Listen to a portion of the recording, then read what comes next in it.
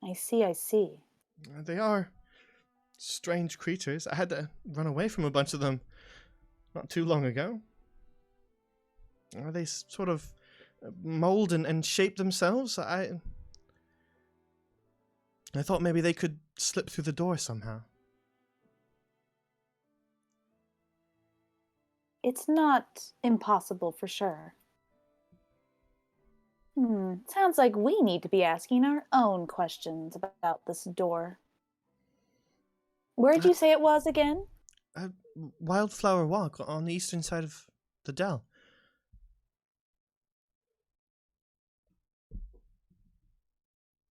Is there anything else that comes to mind that might be of importance? Even if maybe it doesn't feel important. Maybe it's just, oh, you get what I'm trying to say. Just anything else? Well, Captain Ronaldo, she kind of drops her voice a little bit. Captain Ronaldo's always down here in the jail, but Captain Renee deals with, well, the troublemaker. She's the one who brought me in. So if there was a thief in town, then Renee might know about it. Gotcha. Thank you. This has been quite enlightening. I'm happy to help, especially if it gets me out of this cell. Yes, I do not believe you to be a thief. Listen, if you can prove that I didn't do it, and well, if you find a way through the door, can you come back and see me? Yes, absolutely. Okay, thank you. Mm-hmm. I'm glad that someone finally believes me. Fuchsia returns to the cell and gives a small smile, and she says, "Well, I think you might know something beyond the door that might be useful to us later on. You're very different from everybody else here, as you've probably noticed." I suppose a little bit, yes. Well, I don't know what I know, but I'd be happy to help you all. Maybe we'll be able to jog your memory. Yes. Well, I would like that if it's possible. I believe it's so. In the meantime, though, we need to prove your innocence so we can get you out of here. I would like that as well. I wish you all luck. I don't know if there's much I can do from this cell, but if you have any more questions, I'd be happy to answer. Thank you, Suri. I shuffle in my bag and I pull out Emily's bunny. I believe you mean the mouse. Yeah, the mouse, yes. Elizabeth's mouse. Elizabeth's mouse, yeah. Actually, you shuffle around in your bag, and you don't find it. The mouse with the red bow is no longer in your bag. Oh.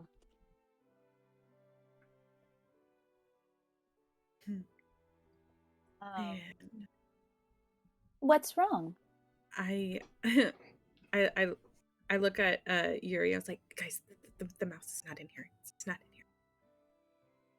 It's not in here. Why The would little it not? mouse. Why I would don't it know. not be? I have a little hunch that I don't know. It's a human girl, and I just thought, and now the bunny's not the mouse is not here, and Yes. I also Mouse with agree. the red bow? Red bows too. Mhm. But Mhm. Asteria, she made sure that she would have brought that with us, right? Mhm. Yes. Does not seem like a miscalculation she would have made. Right. Odd. Maybe we should just keep in mind, double check if everything else that we wanted is still here. Mhm. Oh, you Mhm. you might have dropped it somewhere, maybe? Are you sure it's been with you all this time? I look at like the bottom of my bag to make sure that there's like no holes, and I don't think there's any holes on it. No, there's no holes. Yeah. Yeah, there's no Same. holes. I was like, I don't know what happened, y'all. I had it and then I Everything- didn't have Yeah, you take a quick inventory even, and everything else is there. Exactly as you left it. Duja, she checks her jewelry and she says, "Well, it sparkles like how it used to sparkle on the outside. it. That's really odd that the mouse is gone." Siri, Uh, does the name of yes. Elizabeth mean anything to you? Not that I think of now. Hmm. What about Vesemir and Percival? No, I don't recognize those names either. Are they people in Do town? you remember anything at all before you came here? Well, like I said, it's sort of spotty a ways back. Body, like any memories would be helpful. So just so we can know what kind of person you are, or like where you came from. Even fragments. Well, Any- I was just told that I came from beyond the far woods. That's why I look different than everyone else, and I don't remember anything. So I assumed that maybe I had some sort of accident. Maybe I hit my head, and that's why I can't remember. Other than that, I've lived here for quite a few years now. Some people call me troublemaker, but it's really not my intention. You know, we're also from beyond the far woods. When you arrived here, did you come from the way of the ruins? I don't think so. But again, I can't really remember. And you said that this town is basically isolated, right? Nothing really beyond here. Well, to get anywhere else, you'd have to travel through the far woods, and that's not exactly an easy task. It's quite a long stretch of trees, from what I hear. Understood. Okay, I guess we're done here. We should talk to the other guard. Yes, we should go find Renee. Well, thank you Yes. for your help, Siri. We're hopefully going to prove your innocence and, if we're lucky, be able to jog your memory. Well, happy to help. Again, if you need anything else or have any other questions, you can come back and talk to me. Of course. Let's see. I guess Deja goes up to Ronaldo and he says, "Is it okay if we come back if we need to talk to Suri again?"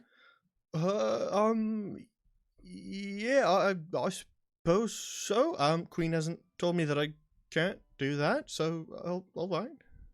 All right. We'll probably be back a couple Again, times. but- clearly not used to anyone even being in his prison, never mind interrogating any prisoner. The guy. You have some new detectives on the case. Usually I just sit down here and read books. Books.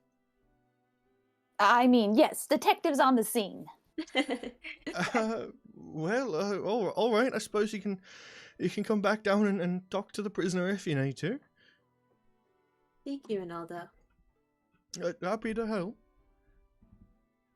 Okay. Yes, thank you. Well, let's go find Renee, shall we? Are you Yes. guys ready to go?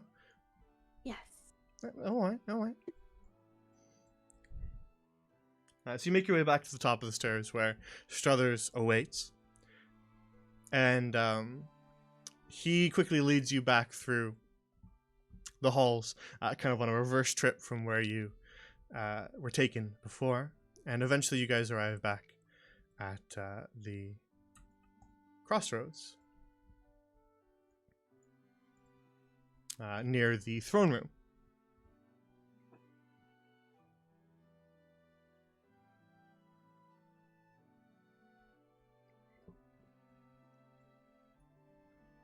And as you file back through the Guards return to their position, keeping watch of the halls. As Struthers escorts you guys along. Struthers himself kind of turns as he leads you off towards the exit to the palace. But you can actually see, leaning against the wall, arms folded, with her sword at her side, is Captain Renee.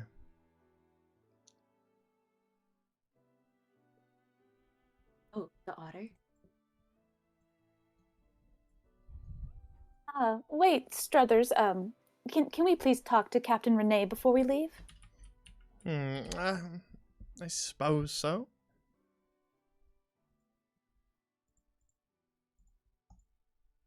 Excuse me, Captain Renee? Yes, was there something you needed?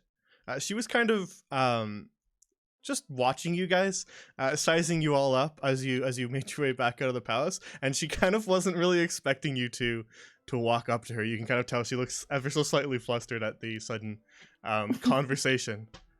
Oh. I'm sorry to suddenly just pester you like this, but I was wondering we were wondering if you had heard about any thieves in the area. Well, there is Surrey, who's been accused of, stealing the Queen's key. Queen's key? What is this key? Well, that's more of an ancient heirloom, really. Passed down to the Queen by her mother and her mother before her, and, well, it's been with us for as long as we can remember. More of an artifact, really, if you think about it. There's some whispers that opens the door in Wildflower Walk, but, well, those are really just whispers. Is there a chance at all that Sudi did not steal the key? Like, Well, could someone else have done this? She was poking about and asking a million questions about the key, and, well, she had been asking about if the door opened, so it is the logical conclusion that she might try to steal it. Though we thought perhaps she'd stashed it somewhere, or maybe had an accomplice, because, well, it wasn't on her when I arrested her. So the key is still missing. Yes, we don't like to make that public knowledge, but yes, the key is still missing. Well, do you have any other suspects? Maybe someone else that actually looked like a thief? I suppose there's another. She kind of thinks back quite, and kind of pauses for a moment. You can see her kind of scratch her head a little bit. How long ago was that now?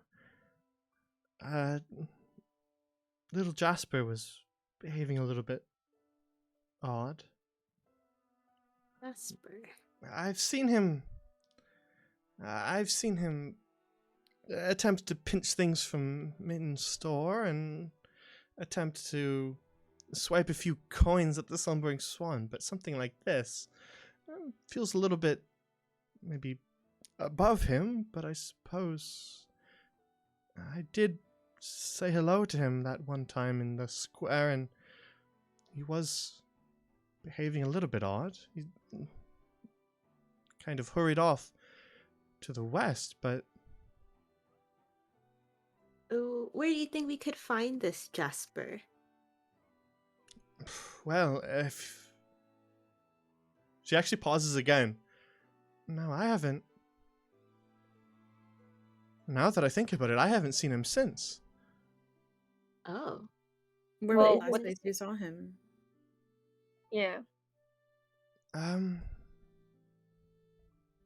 Well, a few... maybe just a week ago. Was this around the same time that the key went missing? I suppose so, yes. And it's a bit hard to reach the next town outside of these woods, isn't it? Yes, I don't think even Jasper's stupid enough to try and travel through the far woods. Well, if he went west, then he went into the Wandering Woods. Though I don't know why he would bother out there. Well, what does he look like, this Jasper? She looks directly at you, Nightshade. Oh. A little bit like you, though. I must say, also quite different in a way. Oh my god, he's a bunny! A bun. Now, I'll just have you know that I am not like this Jasper fellow. Yes, no, not at all. He's good. Yeah, bun you're bun. way cuter. I agree. Oh, So, you flatter me. do you perhaps know any other person that might be close with Jasper? Well,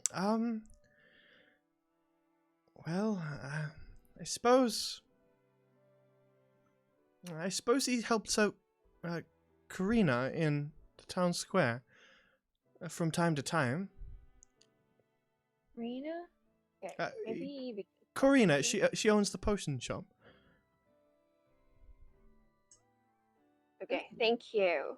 Thank you. And one more thing, the door. It seems to be a bit of a taboo topic here. What do you know about the door? What is the history behind it? I don't think I would say taboo. It's just been there for time immemorial, really. I don't know if anyone remembers the time in which it wasn't there, but I wouldn't say taboo, no. It's more just little Surrey believes that there's something through the door, but again, you've not been to Wildflower Walk, have you? Not yet. Well, it's not exactly a door as one imagines it. She kind of gestures at the door to enter the palace. It's just a frame. There's nothing on the other side. You can see the other side. So a portal. No, it's a door. We imagine perhaps part of some old ruin and the rest of it collapsed and left just a door lying there, but it is just a door. Yardusha kind of scratches her chin and... You can walk an entire circle around it. There's nothing on the other side. Ben said that these shades have been coming from that door. Yeah. Well, if they're coming from the hinge of the door, then they'd be rather odd creatures, I suppose. But again, there's nothing on the other side of the door. It's literally just a door. Dusha kind of taps the side of her temple with her finger and she says, everything might not be exactly what it seems to be. Remember that. I suppose so. Let's see. You're all starting to sound like Suri now. I say under my breath, oh geez, I hope I don't get arrested. Me too! Well, I've not seen you in town, so when the key did go missing, you weren't even here, so I suppose it's rather difficult for you to have stolen it, and I suppose that clears you, which makes you, well, probably the best people here to investigate, I suppose. Dusha gives a small nod, and yeah, if you see anything strange going on, be sure to keep us in the loop. We'll help investigate and clear up this whole situation. All right, I suppose so. Yes, we are on the case. I'm used to just dealing with, well, folk who've had too much whimsy wine. All of this is a little bit beyond my usual tasks. Even thievery to this measure is, well, not something I'm used to. This town sounds so peaceful. Yes, it usually is a peaceful place. Only really the shades have changed that. Dang. Then I hope it gets back to normal soon. I'll help it get back to normal. I hope it does as well. We'll make sure of it. We'll find the key. We'll deal with the shades. We got this. Well, I'm happy to have helped however I can. If you have any other questions about town, I can aid you however I am able. Thank you. Thank I you, think we Captain. should Rin. talk to Karina first. Yes, I agree. Okay, Mm. here we go. Thank you for the help, Captain Renee. She gives you Thank another you, nod Captain. as you guys turn your way back towards Struthers, who's just kind of arms folded. You can see one of his little frog flippers tapping against the tiles, impatiently waiting for you all. Thank you, Struthers, for giving us the audience with the Queen and all of her comrades. It'd be likely that we might be coming in and out here quite often, if that's okay with you. Well, guests to the palace must first address me, so do knock if you return, and, well, I am very busy, but I shall take the time if that is the Queen's wish. Thank you very much, Struthers. We hope to help return this sleepy town back to normal. Yes. He's kind of like not even paying attention anymore. Damn, not worthy of the attention. He's a busybody. Mittens, let's go, Mittens. And so you depart from the palace and back along the winding, back to the palace grounds. As Struthers closes the heavy iron doors behind you.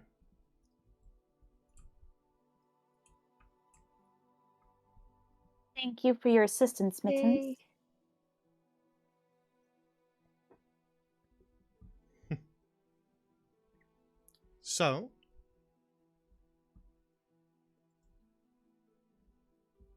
as you guys exit the palace, where do you want to go next? It's up to you. Let's I go get- to the potion store. Yes, see Karina. Mm-hmm.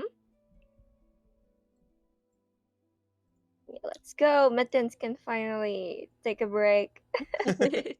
Yeah, as you guys kind of make your way back along the walk towards Elwindale Square again, you are asked by Mittens, do you all still need me, or can I get back to the shop? We always need you, Mittens, but you could go back to the shop. True. Thank you, Mittens, for the help. Yes, thank all you. right. Happy to help, but if you need anything else, well, you know where to find me. Yes. I wish to give you 2 head pats as thank you, please, before you leave. All right. I suppose it's not a currency I'm aware of, but thank you. I suppose it must be something from beyond the Firewoods, I suppose.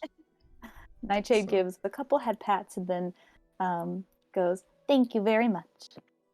He just kind of he shrugs his shoulders. It must be an angel thing, as he Deidre also does it a little bit with her trunk. She ruffles the top of his head with her trunk. So he fiddles around under the rock to grab his key again and unlocks the door to make his way back into the general store. All right, to Karina we go. So you guys make your way to the last shop within town square that you have not been to, and actually, rising up from the leaves that make up the roof of this hut here, you can actually see a brick chimney that is just sort of funneling out all manner of multicolored smoke. Pinks and purples and blues and reds just sort of slowly filter up from this chimney. Something's a brewing. So pretty. All right. So, making your way into the herbalist shop,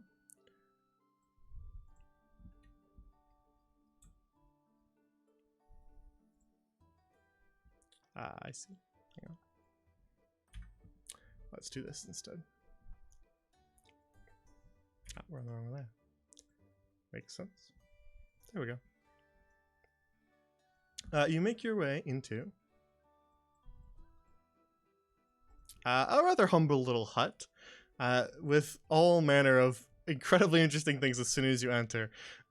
Large vats of churning multicolored liquids sit in the corners, as well as a setup of potions off to your right that sort of glisten in the light from the window, as well as another table set up that appears to have all manner of herbs and materials being ground up in mortar and pestle. But near the door, who turns towards you as you enter, is the owner of the shop. And she kind of looks at you guys and says, "Oh, are you new in town?" Mm-hmm. You can say Well, that. happy to have met you. Is there something I can help with? Actually, there is a lot I can help with. We are looking for a Jasper. We heard that he helped you out quite a bit, correct? Oh, well, I thought you'd be here for potions or for something for something else. I didn't think. All right. Jasper, you say? Well, the lad helps me from time to time. Just sort of fetches me ingredients that I request, or just sort of helps me grind things in the mortar and pestle. But why ever do you ask about him? We heard he's been missing for about a week. Did you send him off to go grab something, or have you seen him recently? Well, now that you mention it, no, I haven't seen him in, yes, around a week. No, I didn't give him any errands. He completed his work when last I saw him. Is there any places he might be known to go?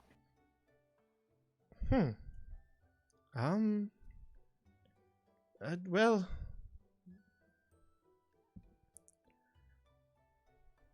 I suppose there is the woods to the west, the Wandering Woods. Did he live there? No, but he seemed to have an obsession with. Well, there's an old cave in the Wandering Woods. A cave? Anything specific about this cave?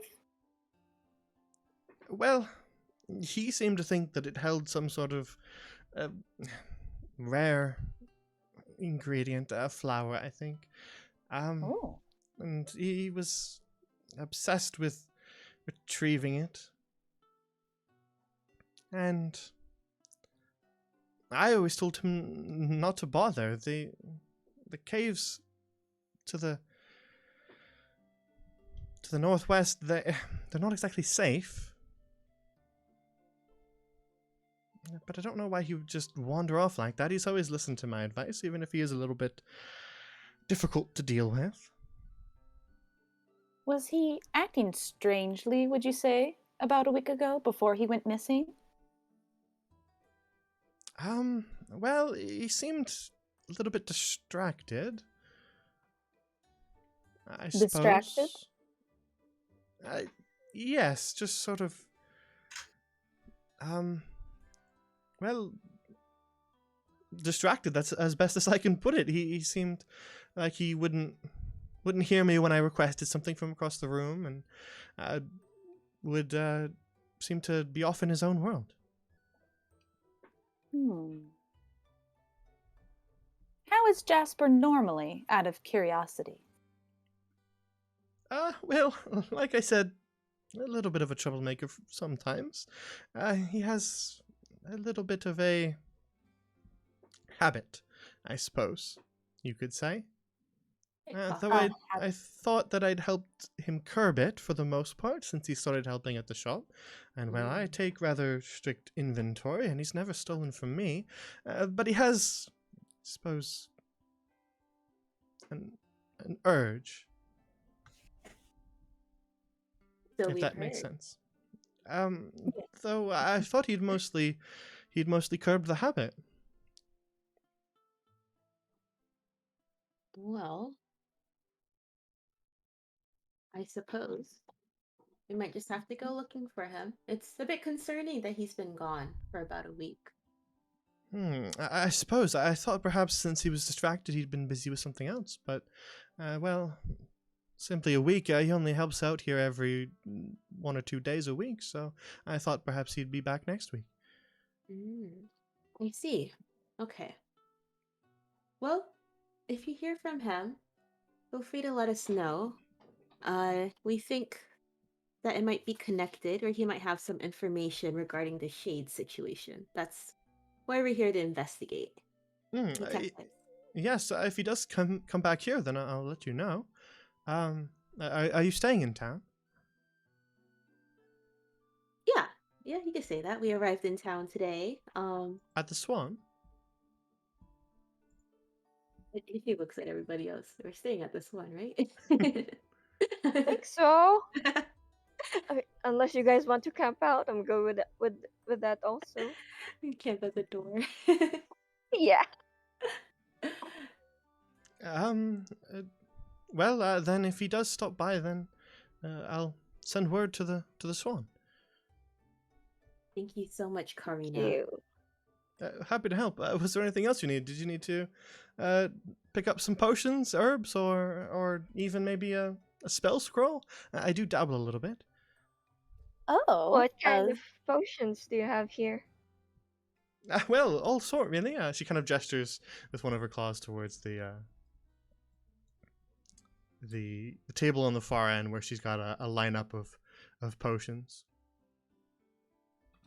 And she begins to kind of run through them. Well, we've got just bottles of oil if you're looking for anything to aid in, well, starting a campfire. If you've injured yourself somehow, I've got potions of healing. I've got a few things that I've sort of, well, experimented a little bit with. There's a potion of fire breathing. That'll really help you start a campfire. I've also got antidotes if you find yourself bitten by something venomous. As well as, well, she kind of pulls out a little pouch. This here's Red Clot. It helps to staunch bleeding. Clover, you would actually know that outright. You recognize Red Clot. That's it's a moss. It's a reddish, kind of rust red moss that you can use to quickly staunch bleeding. I say, ooh, I know of this. I've also got potions of poison resistance, potions of fire resistance, and potions of cold resistance for those chilly nights. Mm-hmm. And well, I also carry a few spell scrolls. Just for specific purposes. Anytime one might need something handy. And she kind of unlocks a little chest here in the corner and pulls out several scrolls, which you can see sort of written with these arcane script across them in ink. And she lists them all off, saying, well, I've got a scroll of alarm if you wish to keep something locked up tight. I've got a scroll of comprehend languages if you find someone who you can't communicate with. I've got a scroll of, well, I'm calling it false life. It's sort of bolstering bulwark, a shield to help you survive a little bit longer. I've got a scroll of identify if you're having trouble identifying a magical object. This can aid you in that. I've also got a scroll of, well, magic missile if you're needing a bit of self-defense. Oh, Missile? missile? What? Okay, nice. Cool. How much That's for all of them, cool. out of curiosity? Well, they are 15 gold Goddamn! each. Ah, Each! Oh my god. How about the potions of healing? Well, the potion of healing, that's 20 gold. Oh my gosh. Yuri just goes to the corner and tries not to cry. This binding one, what did you say it does again exactly? I mean, obviously it binds, but can you be more specific? Sorry, which are you specifically talking about? The one of one. the scrolls or one of the potions? Yeah, sorry, one of the scrolls. Sorry, Um, there's like a scroll of binding or something. alarm. Alarm? Yeah, maybe. There's a scroll of alarm which would let you place sort of an invisible alarm around an area that would notify you if someone crossed it. So, okay. for example, it could be used to, like, when you guys rest for the night, you could put it around yourselves, and then if anything approached you while you were asleep, then it would wake you right up. Things like that, or tripwire. It's kind of like an invisible magical tripwire that lets you know if somebody crosses it. You can make it sound out loud, like make a really loud noise, or you can also make it notify you telepathically just so that it doesn't make a noise and alert whoever's intruding. Yeah, so that's what that is. Spell scrolls, of course, are one-time use unless you're a wizard, but we don't have any wizards here, so we don't have to worry about that.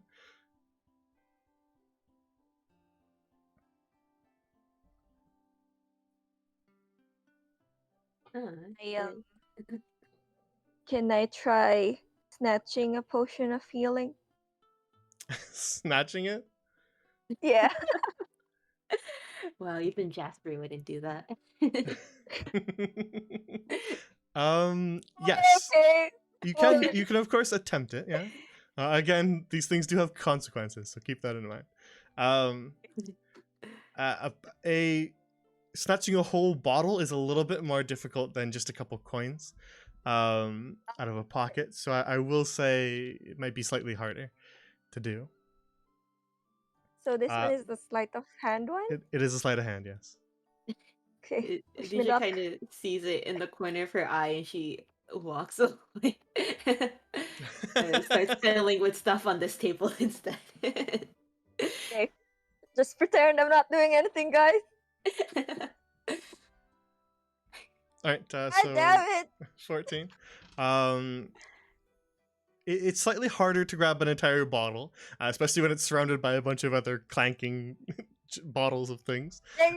Specifically, actually, Yuri, this one right here is a potion of healing. They're in that classic square bottle. Oh, the red one. But I will say that actually, since Nightshade is kind of distracting Karina with the scrolls, it'll balance out a little bit. It'll be a little bit less hard. All right. I rolled a 10 for perception for Karina. So you managed to snatch the bottle. Wow! Pro thieves. Yes, now we have one. And so she doesn't do inventory anytime soon. Yes, she did mention that she does strict inventory. We need to bring somebody else in here. Start advertising outside, please. Please just come inside. Let's see. Duja kind of notices that Yuri is successfully swiped, and she's kind of like, okay, so we should go find Jasper. We don't want him to be gone for too long, and I heard it's pretty dangerous out there, so. But I was looking at stuff. Why do we have to leave now? Well, you know, Jasper, what if it's dangerous out it's there? an emergency. We might be in danger. We have to go. Yeah, we I'm don't. calculating. What if we're too late? What if, you know, if he dies out there, that's our last lead. That in Bun Bun tragedy. Yeah, man, it's Ah. gonna be on you. No. It is not on me. I will see to it that we save our fellow or my fellow Bun Bun. Exactly. We can always come back. Thank you, Karina, for your Thank help. you, Corinne. We hope Your to service. bring Jasper Mm. back in one Mm. piece, and just we'll follow up on anything that we find out. And like we said, if there's anything suspicious, please let us know as well. All right. I suppose I'll see you later then. Yes, we'll be back soon. Thank you, Karina. Yes, come on back if you wish to purchase anything. Yes.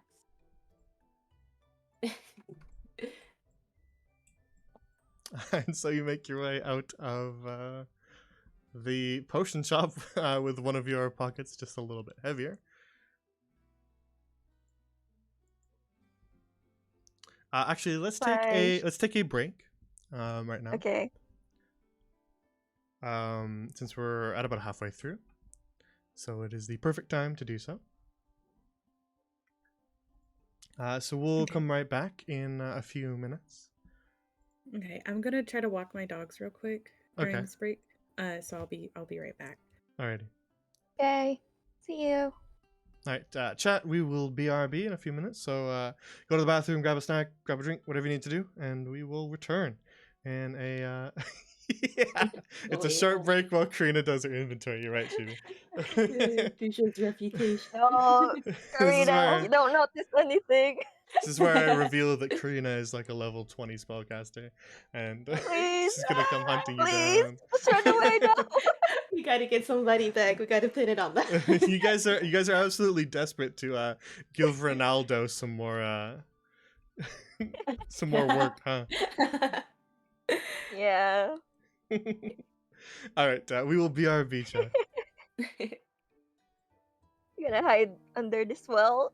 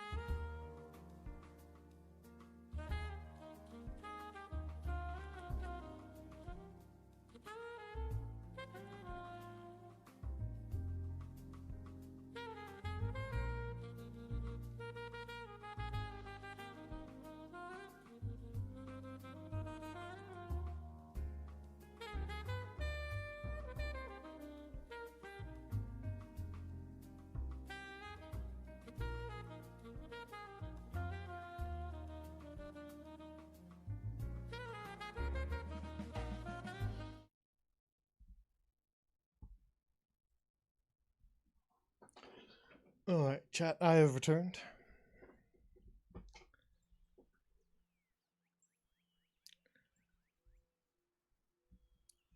The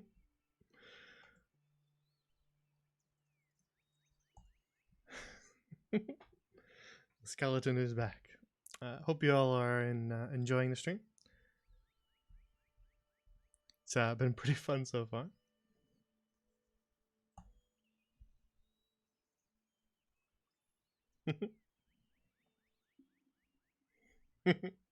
No, you don't have to call me what Chibi tells you to call me.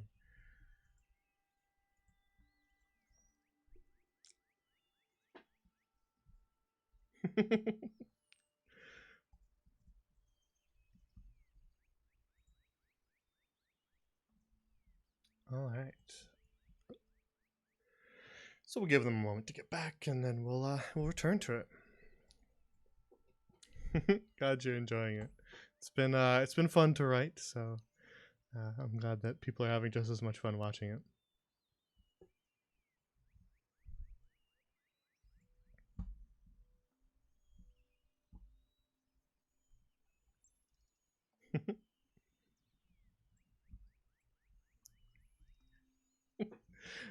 Stealing things is great, but the one time that you that you fuck it up, that's the time when everything falls apart.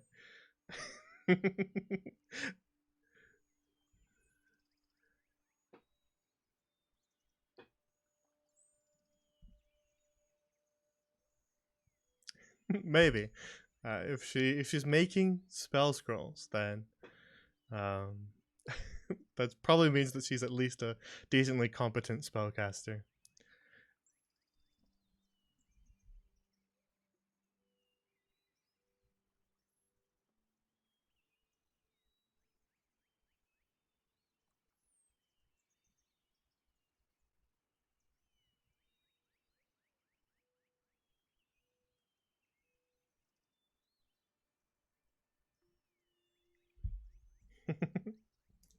Yeah, she's sort of half spellcaster, half alchemist.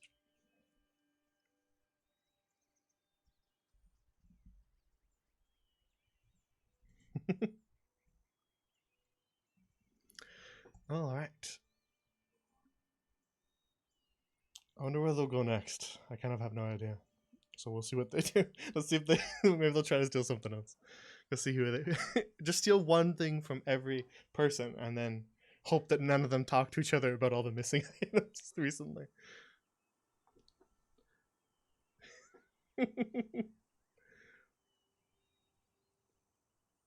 Yeah, just this is why you need to go and find Jasper, not to like find the key, not to rescue Jasper himself, not to not to help Elizabeth at all, just so that she can pin all the thefts in town lately on him. You'll go and find him, and then just march him straight off to jail. Yeah, that's the villain turn.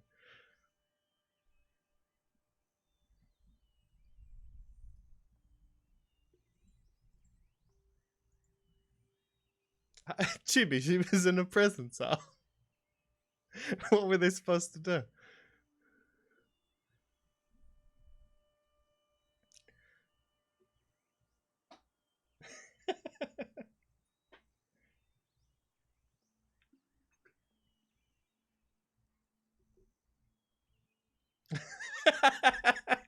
Yeah, you guys don't forget where you are.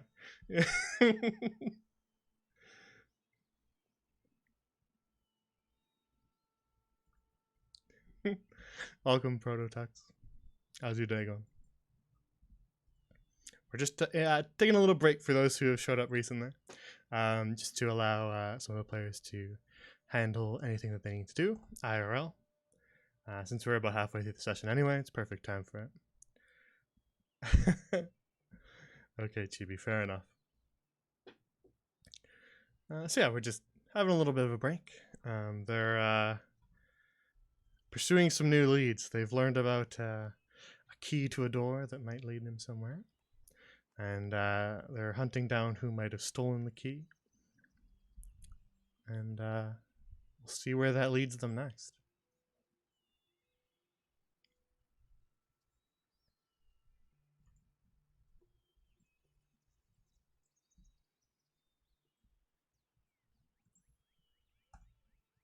Uh, if you're still here, thank you for the follow, by the way, Queen Acanthus.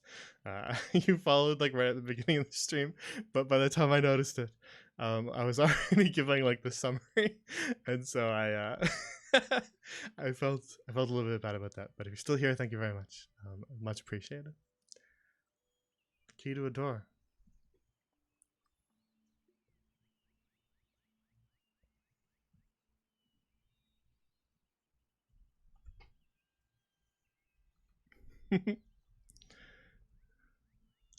I'm glad that at least somebody's getting my little references to.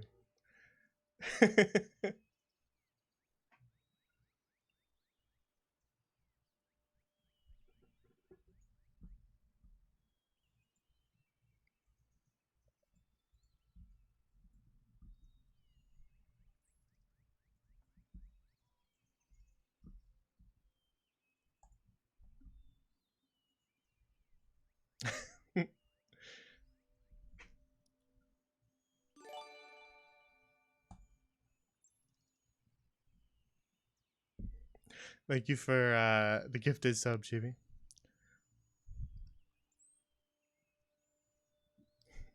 Good, I'm glad. That's why we slipped them in there.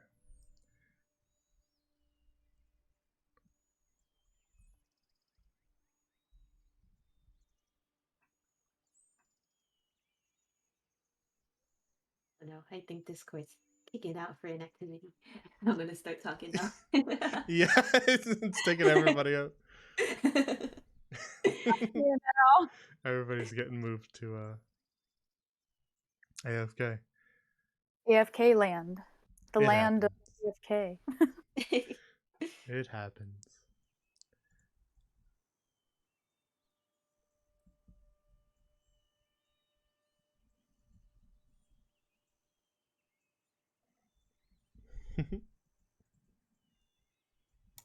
Okay, I'm back. Sorry. Are we missing anybody then? Are we all here? Uh-huh. Here. Buddy's talking. Is Cat here? Boo! Perfect. Yeah, Perfect. Just so I always check to yeah. see who's talking. Okay, perfect. We're all here. So, as you leave the potion shop, as you leave Karina's herbalism shop, and back out into the square, what is your next destination? You tell me. We think we're going west. Is it west? Yeah. To the we should- Wandering Woods. Yes, exactly. Yes. Let's check the door first before we seek Jasper. Well, Excellent. granted, you guys said that he was in danger, though. Maybe we should go get him first. Mm, Dusha looks at Yuri. fine, it's fine. Let's just go west. What? What? But you said he. Well, okay then. Okay. Yeah, It's yeah. okay. We'll go find Jasper first. Oh, Possibly- okay. If we go to the meadows, we'll have to fight. So let's let's go check good. on Jasper. Yes, buns must help. Alrighty. So, back to the map. Back out into the square, past a well, and off towards the west side of town. You see a couple more houses, but eventually you begin to sort of only really be surrounded by trees as you make your way along a winding dirt path. As you travel from Elwindale, the town proper, and begin to arrive in the Wandering Woods.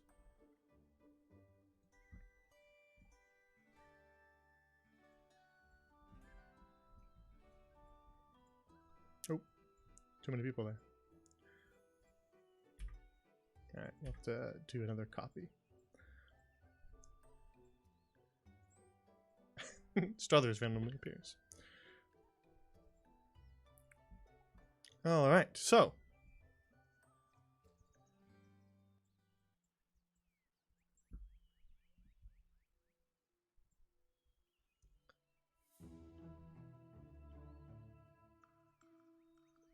you leave the town behind and enter the forest once more. So, do you have any sort of plan as to what you're looking for, or a way to attempt to navigate said forest?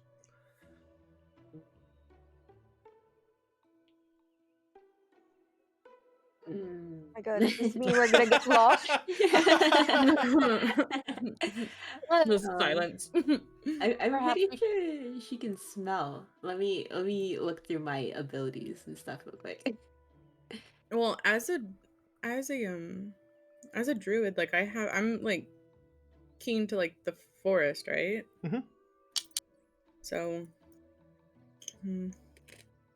Yeah, I was just curious what you guys felt would be an appropriate way to help navigate. So ask the yeah, signs of trees. Maybe in- look for signs of life, like Yeah. broken branches. very well. I would say to attempt stuff like that, we would do probably survival checks. Though,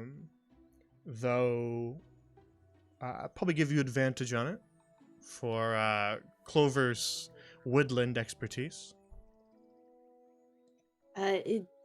Dusha has keen smell as a racial trait, Yeah. and I'll give her advantage on survival and like investigation. Could she probably smell for? As long as it requires smell, then yes, you get advantage on it. Okay. So if you could tell me what you're smelling for, I can't give you double advantage, but I'll give you maybe an extra little plus to the modifier for this one. But just tell me what you think you're smelling for, because I'm curious. can she? Let's see. I think can she smell nightshade and then try and smell for a rabbit?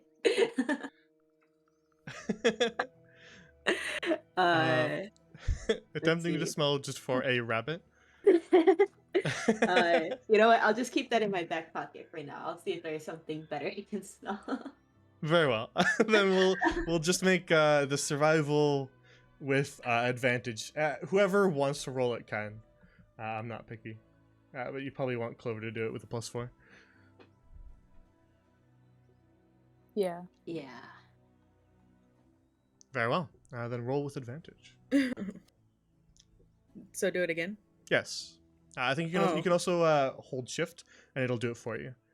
Oh wow. Ooh. All right. Then with a 20, the four of you begin to set off into the woods. And indeed, Clover, as you guys kind of travel, you notice the odd footprint that seems to make its way to the northwest, and you kind of manage to follow them a little bit. Occasionally, sort of a stomped down section of ferns and weeds, and then maybe a broken branch.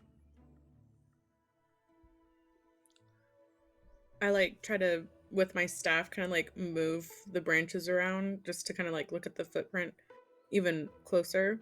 Can I like investigate to see what kind of footprint it is? Yeah. Okay.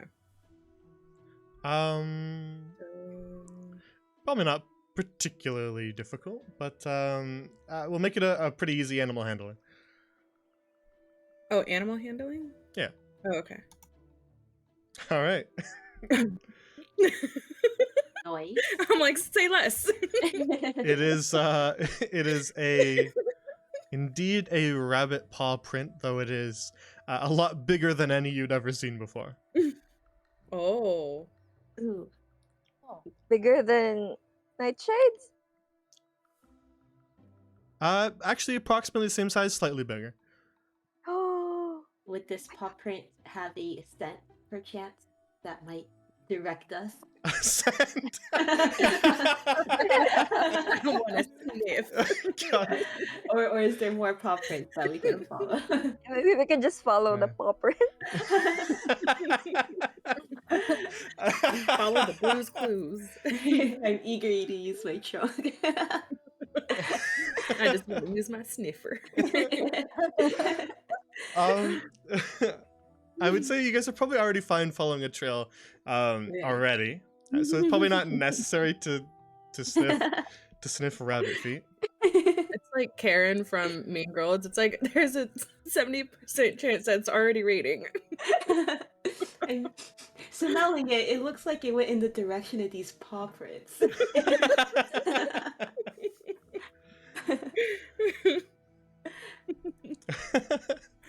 But yeah, so you managed to find a pretty decent trail to follow. Occasionally you lose it a little bit, but then you find another small little detail that seems to lead along the continued path towards the northwest. As you continue, you find sort of all manner of stomped over plants and snapped twigs that might indicate the pathway. So let's continue. Actually, let's make sure that you're all copied together for one site. Thank you. Just gonna remember if I did it before. So, making your way out into the woods, I have to make a couple random rolls. Oh no. Oh, Oh, no. No. Karina. What's that? Oh. That's some robot from somebody. Okay. Seems like it's gone. That was loud. Alrighty, so do that.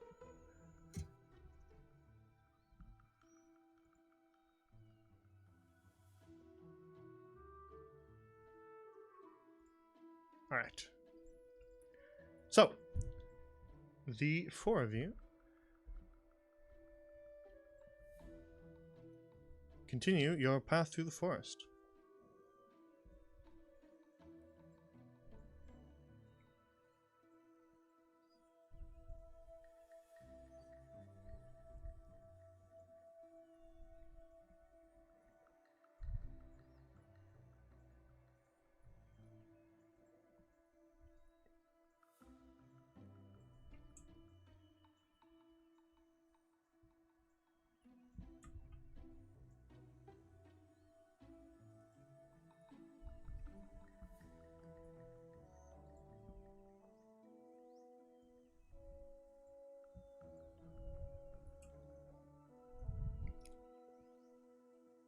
And traveling part of the way down your sort of makeshift trail that you're making, you actually notice off in the distance some glowing blue butterflies that just kind of Butterfly. gently and slightly erratically flutter their way along, approximately maybe 5 to 6 feet above the ground. How They big are are these butterflies? they are rather large. 6 feet. Oh my Um, goodness. They are approximately maybe the size of the wing. Each wing is maybe about the size of your head. Yeah. Oh. Dusha looks visibly disgusted. Oh, Giant pretty. bugs. They're beautiful, a lot bigger than what I imagined, but They have very these brilliant blue, kind of glowing wings. These would make excellent dye for my mom. I'm trying to see. I'm not very keen on like the druids, but I'm wondering if I could like, if I have like, I don't know, a knack to like communicate with these butterflies. If that makes sense. There's sort of a few different things in D&D that do that. A couple different spells, as well as a racial trait for Fearbolg. I'd say it's probably a little bit outside your current abilities. Gotcha.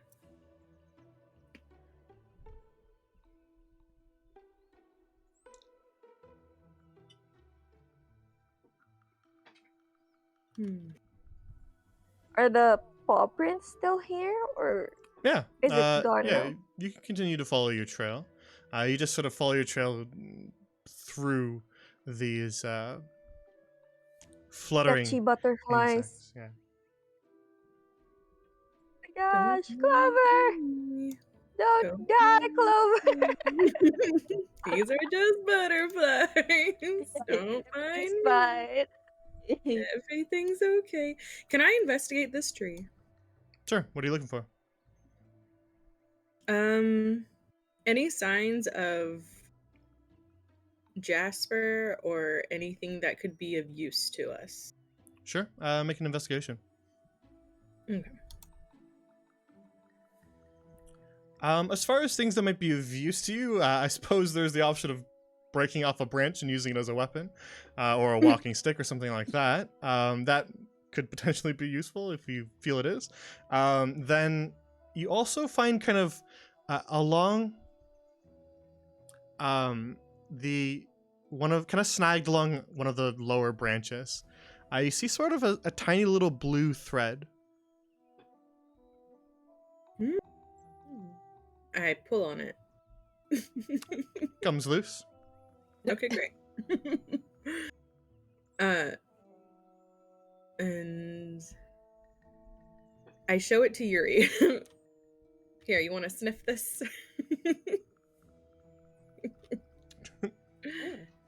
Oh my god, what? Okay. Okay. We could see what this goes to. Okay. I sniff it just for you. And DJ kind of towers over Yuri. He's like, can I sniff it? Yeah, yeah. It's just sniffing it. Her nose kind of tickles your hand, Yuri, and she sniffs it. Let's see. Should I roll to see if this will take us anywhere? If there's like a scent or Yeah, with advantage. okay. Let's see. Would this be perception or investigation? Probably. Investigation or survival, whichever one you have a higher one in. Okay. Since it's sort of following a trail, finding somebody in the woods, I would say it's survival could count too. They roll to, or I'll just wait for Investigation. Duja. Well, it's either +0 or -1. So. Oh no! Well, let's 0 see. would probably be the best.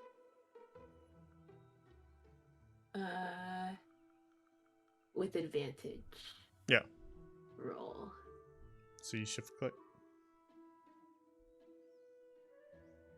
All right, The other one. an 18, not bad. Okay.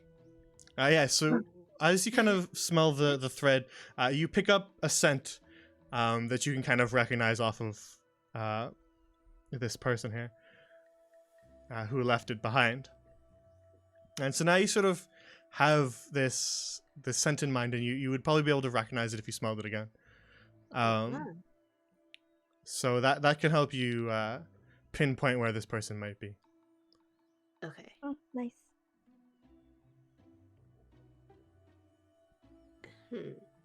Okay. Cool. Nice.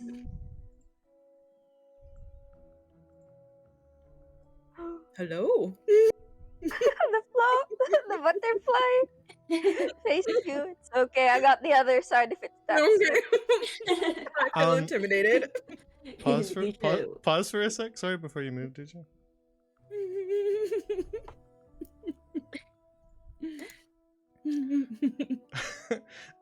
As you guys kind of make your way past this butterfly here, you actually see it glow slightly brighter for just a moment, and then before you can even react, as this butterfly quickly glows, a bolt of lightning shoots from it and connects to this one. What? Whoa. Oh no. Doing Fascinating. something sketchy. The bolt of blue lightning jumps from one to the other, straight through Clover. So Clover, make a dex save for me. What? Why? Why? Okay. Boom. Clover just fumes. The Matrix. Yeah, the Matrix.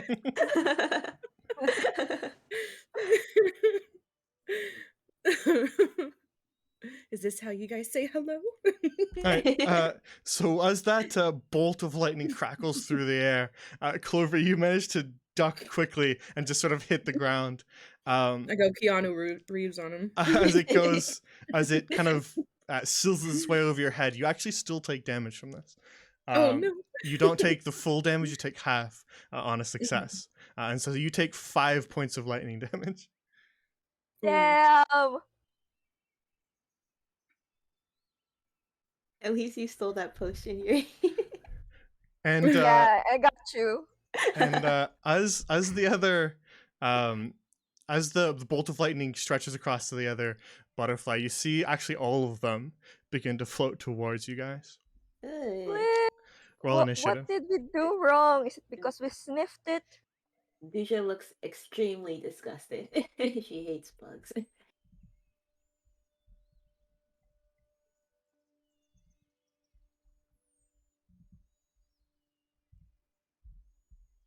All right. So roll initiative if you didn't hear me. I rolled mine. Well then. Alrighty.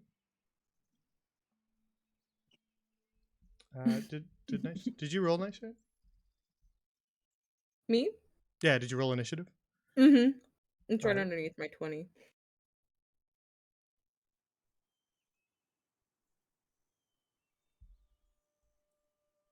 Oh, I don't see it. Weird. It's 19 under the dexterity. Oh no, nice shade. Oh. Oh, sorry. Hang on.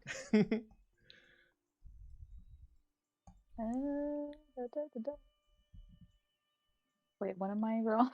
Sorry. Initiative Yeah, initiative. from the big list. No. Right next to right the next to the big right next list. to the shield. Right next to the shield. Yeah, I found it. Ooh. Nice. So that's actually a 22 for you, Nightshade, with your Limsy and alertness. Excellent. So let me just change that to 22 and auto roll for the enemies. Should have poked them when you had the chance. Alrighty. So, as the lightning crackles over your head and you see the other butterflies begin to drift towards you, you all draw your weapons, suddenly aware that these butterflies are not nearly as harmless as they might seem. So, first to act is Nightshade. As this bolt of lightning kind of burns part of Clover as she ducks, you spin around with your alertness given to you by your Limsa origin, and are immediately ready to act. Okay, let's see here.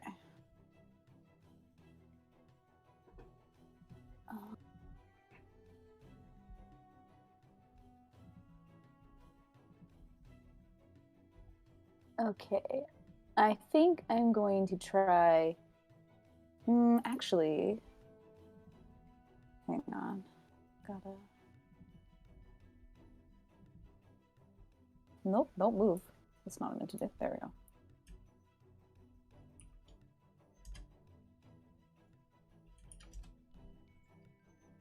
go. Okay. I think I'll go ahead and do the poison spray to the one right in front of me. Very well. So let me do that. Sorry, too many tabs. There we go. So it'll be a con save, so I actually make that roll. Okay. Sorry. Whoops. On I got behalf too of ahead of the myself. butterfly, and the butterfly rolls a 4, so it fails. So roll your damage. You already did. I got a little ahead of myself. It's all right. We can still use the same roll because it doesn't affect anything. So that's a big roll. This is for hurting Clover. Yeah, you just Hell sort of yeah. send this blast of poison right at the butterfly, and you see it just kind of its wings sort of shrivel as this blast hits it. Is my and hair it's still intact? maybe ever so slightly frizzled on the one side, but otherwise you're all good. And with the blast of poison, this one actually falls down dead. Oh, Hmm. Yeah. hell yeah. I avenge you, Clover. And that's how we say hello. I put my hands on my hips. Yeah, you tell him. So, is there anything else you want to do, Nightshade?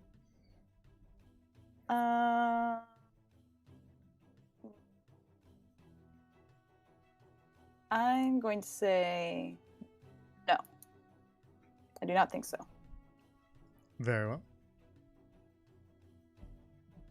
Then you end your turn, and it is now Clover's turn. Clover feeling probably some pain from those electrical burns, but still alive. What would you like to do? I want to think real quick. Hold on. Okay. I'm going to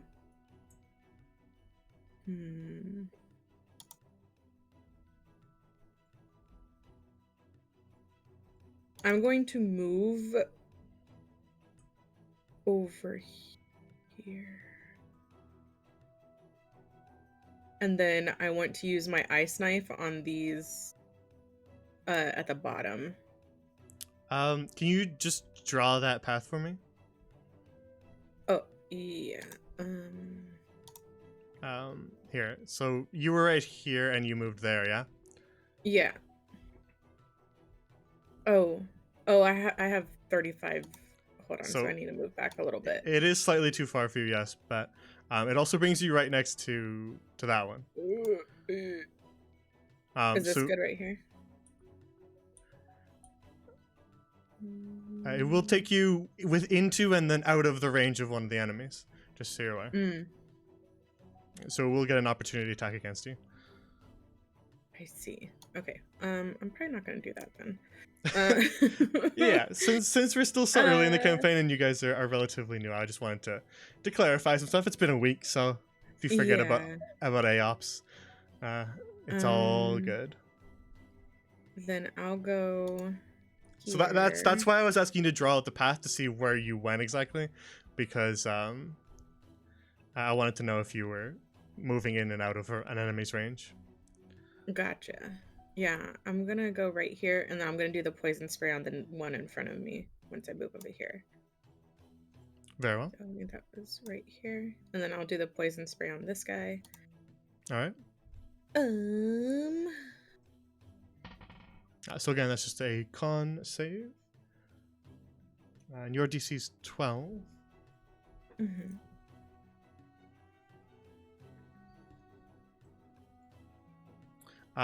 And so it fails this con save as well.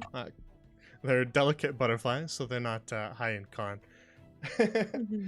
evidently. And so you see this one's wings kind of start to shrivel too. And now it kind of flutters a little bit off balance, but it is actually still alive. And then can I do a bonus action?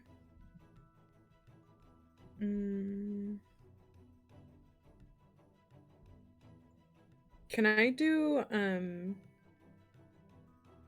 oh, it says here I could do a 2-weapon fighting bonus action. Am I reading that right? Yes. Okay.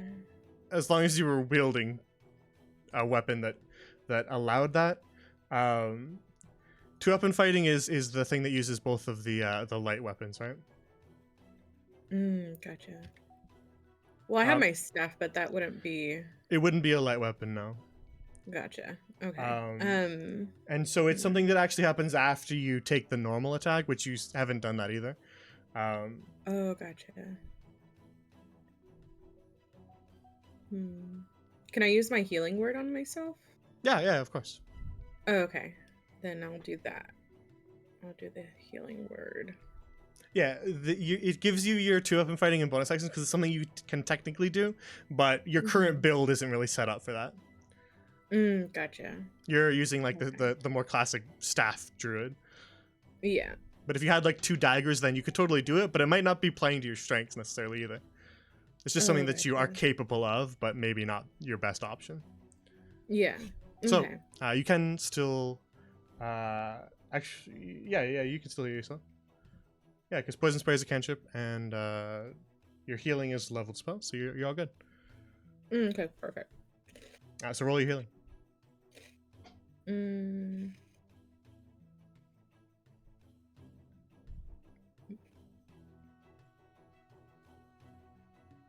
That is. All right.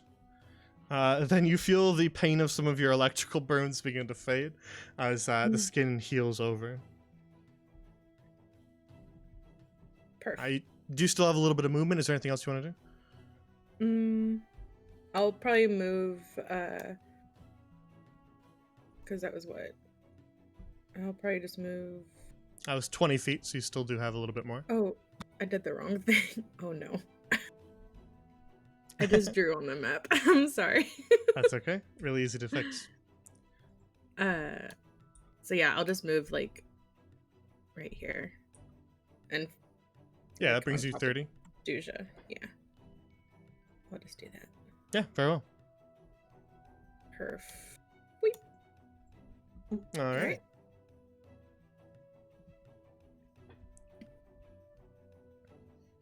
Then, if that is the end of your turn, that brings us to one of the butterflies, the electric morpho, if you will, which is going to flutter closer and is going to pick a target. Both of you, odds and evens. These are not intelligent foes, so Clover, you are even. All right, it's going to attack Duja. Okay, that's fine. I know I'm tanky, so. Alrighty. So it gets right up close to you, and it actually kind of very quickly just lands right on your shoulder, Duja, for just a brief second. And then you see those blue wings glow even brighter again as it charges up another jolt. Oh, she shudders. Oh, she's disgusted. Okay. And your AC is 15, so an 18 will beat that. And it will deal 3 lightning damage to you, as you feel sort of a jolt make your shoulder kind of spasm for just a moment, and you can kind of feel a burn there, as it just briefly touches you and then kind of floats back in the air. Ew. That'll be the end of its turn.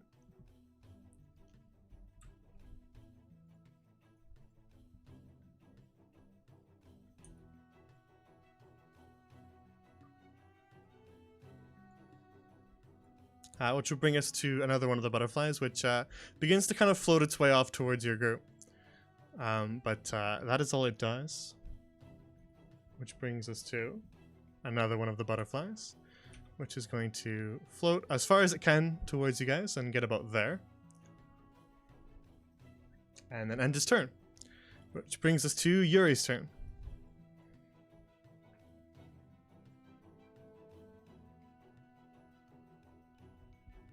Wait, let me check. So the butterflies, the electric morphos, have begun to kind of float around and flutter their way towards you on either side of that tree, approaching from both directions. So what do you do, Yuri? For the sneak attack, I need someone near the butterflies, right? Yeah, you need somebody else on your side who's basically also hostile to that creature, within 5 feet of it. You don't 5 feet. you don't necessarily need to be within 5 feet. You just need an ally to be. So both Clover and Duja both count as that to this one here. Oh, I see. To this wounded butterfly here up at the front. I think I'll go to this one and attack this one. Very The well. one under. Yeah. So again, you're a halfling, so you can actually kind of slip right through people pretty easily. Yeah, I just slipped right past their legs. Just do a cool slide between her legs, like Hell an action yeah. movie. All right. It's 11. An 11 actually misses. It misses. Yes. Okay. So your I your can short do sword the- strikes misses, yes, but you have the 2 weapon fighting, and you're using both light weapons. The dagger. Go, dagger, please. You swing again with your dagger. That hits. Yay. Okay.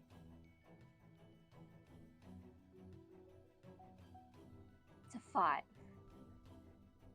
All right. Oh, never mind. It's It adds five? the sneak attack damage for you. It lists them all right Oh, there. okay. So it's your option whether or not you want to actually sneak attack something. You can do it once a turn, and you really only have this last attack, so it's kind of worth it to just do it anyway. But you don't necessarily have to. It just lists them. You right there. The 5 is your actual damage. The sneak attack is 2, and then it adds them to the 7. okay. And So we'll yeah, do I'll the use 7. sneak Yeah, the 7 piercing. So you kind of quickly slide through, and your first strike, the butterfly manages to slip out of the way, but the second one you sort of stab it right in between the wings, right at the center of its sort of abdomen, and it just kind of gives another shudder and then falls to the forest floor. Oh, yeah. Yay. Vengeance. Yeah, I think that's the end of my turn. Very well. Then that brings us to a dead Morpho. And then to this Morpho here, who's going to flutter towards Duja and attempt the same thing. Attempt to Oh, land quickly on you and jolt you once more.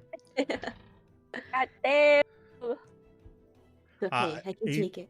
A 14 is just shy of your AC, so it does not manage to land. You kind of quickly, you're maybe a little bit more careful about these insects now, and you quickly jolt out of the way to move your shoulder before it can zap you.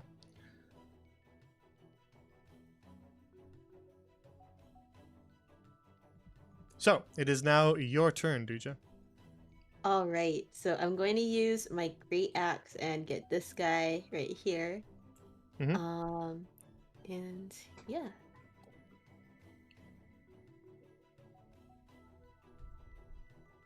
All right, an 18 hits. Roll your damage. 14. Nice. All right, big damage. So as this one sort of attempted to land on your shoulder, you just bring your great axe down and just sort of cut it right in half, and the 2 wings just kind of float their way to the ground on either side. This one God is damn, Duja, no deceased. mercy. I hate bugs. It's so gross. Yuri, cheers. Hell yeah. all right. Anything else, Duja? Not right now. No. Very well. Then that rolls us right back around to Nightshade. I wish to use, if possible, is the Eldritch Blast. If I want to use it on this one, that's. Hang on, let me. If I wish to use it on this one, is that too close? No. The only time when it interferes with your spells, if it was right up next to you. Okay, perfect. Then I So- wish to use an Eldritch Blast on that one. Yeah, as long as it is not literally like in a square right next to you, within 5 feet, right? That's when it would start to interfere with your ranged spells. Otherwise, you're good to go. And because Eldritch Blast has such a long range, at 120, you're kind of just good to go as long as you have line of sight. Wait, God damn. cool. So yeah, you aim at the one kind of floating up along the other side of the tree, and fire a bolt of purple light at it with your Eldritch Blast. So roll to see if you hit. Whoop.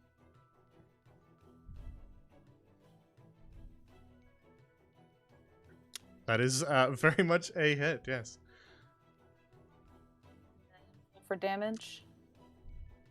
Yes. Roll for damage. No! Ooh. And that is, of course, the downside of Eldritch Blast, as we discover. What the heck? Because it has a decently high damage dice, and because it has such a nice range, its downside is that it doesn't have that modifier. So often you can roll ones, and then it's brittle. Fine, it's fine. It's still an attack. Go Nightshade. But it still hits it, and you see it kind of just kind of graze one of the wings as it manages to kind of flutter out of the way. And so it takes a little bit of damage, but not a lot, and it is still alive and kicking. It's okay, we still take those. Still. A little is still a little. I'll take it. Still damage, indeed. So, is there anything else you want to do, Nightshade? I think I just want to move a little bit, not too much. Maybe just like right here, which isn't like, it's like 5 feet. So I think that's good. Very well. And I am good. Then it is now Clover's turn.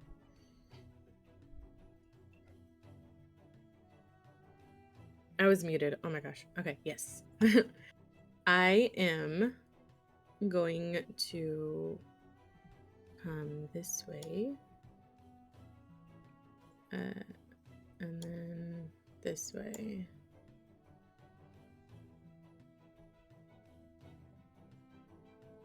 So I'm gonna come right here.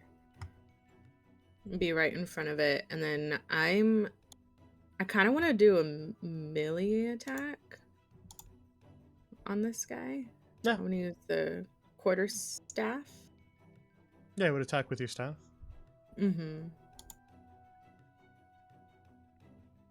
I think that was your damage. Oh. I'm you're assuming right, since here it I'm is. assuming since you aren't really carrying other things in your hands right now, unless you think you are, that you're probably two-handing the staff. Yes. In that case, you'd be rolling the two-handed roll. But a 17 hits with your staff. Perfect. Since you did already roll damage, I am going to just use that damage roll. Okay, no, that's fine. All right. So you kind of only clip its wing slightly too, as these butterflies kind of flutter their way around through the air.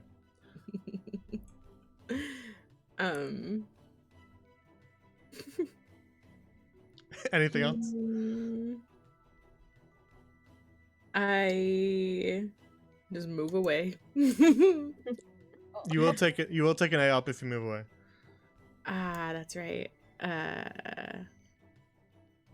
Well, then I stay here. Very well. Yeah, I don't think there's anything else I could do. It's a bit of a trade-off, right? You kind of have to think about, if I stay here, then I'm directly in range of being just normally attacked. But if you run away, then you're also at risk of being attacked. So it's sort of your own personal decision as to what you think is better, right? Yeah. So you can choose to stay, yes. Yeah, because I don't think I could do anything else. No, I think you're probably pretty limited unless you wanted to maybe heal somebody. That's the only other thing you could really do. But if you want to conserve your healing, then... Has anyone else taken damage? Duja took a little bit, but... Oh, okay. Duja's I can use my the same. healing word on Duja. I'm doing pretty well. I got 10 out of 15, so Oh, okay. not too worried. Okie dokie. And I'll save it. Very well. Then that brings us to the electric morpho right in front of you, Clover, who's going to kind of turn and float towards you in an attempt to jolt you right at point blank. Okay. An unnatural 20 will hit you. Oof.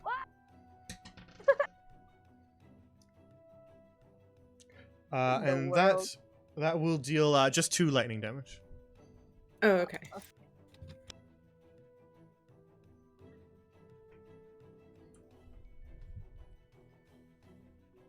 That'll be the end of that Morpho's turns, which brings us to this one here. Alright, hang on. DM calculation time, ready? Scared.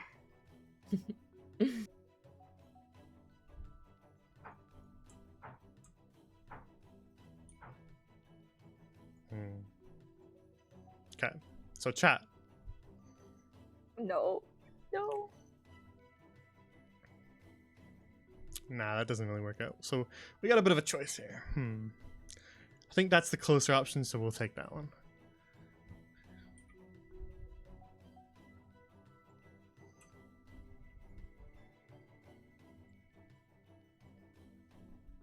Very good.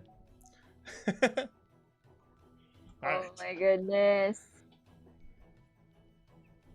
So, Nightshade, the Morpho that was kind of floating around the tree towards you, flutters a little bit closer, and then you see it glow before it even reaches you. It glows that brilliant blue. And then another giant bolt of blue lightning crackles off to the side. Not aimed at you, Nightshade, but actually going straight through Duja to the other Morpho near Clover. Oh my goodness. So Duja, that is a Dex save. Okay, let's see.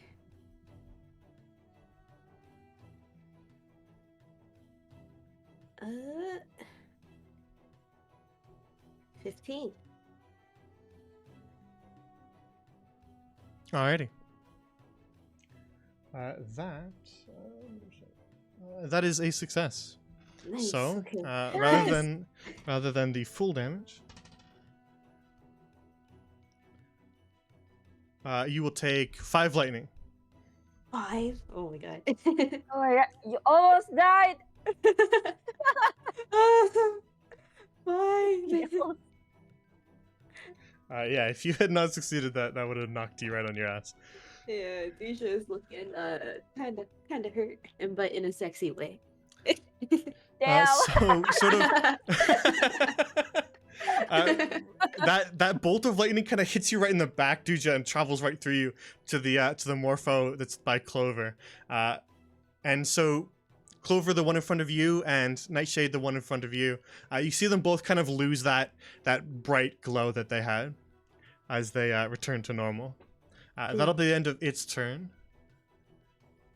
Oh, damn. which brings us to Yuri's turn. Okay. I go to this one and attack it. Very well. Short sword. Please, no! Why are my rolls so bad? You swipe at it with your short sword, but it manages to duck out of the way, and so do you follow up? It was too high. It was too high up. Yeah, they're a little bit too high off the ground for you.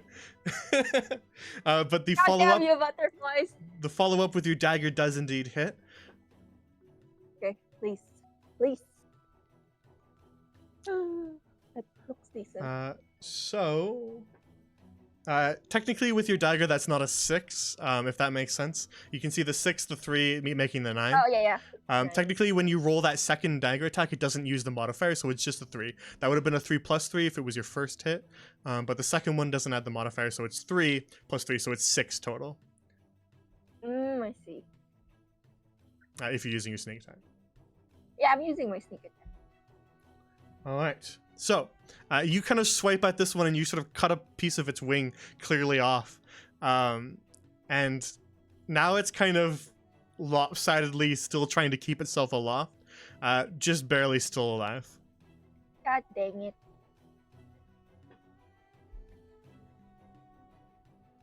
Anything else? Oh, You still do have a little bit of movement if you wish.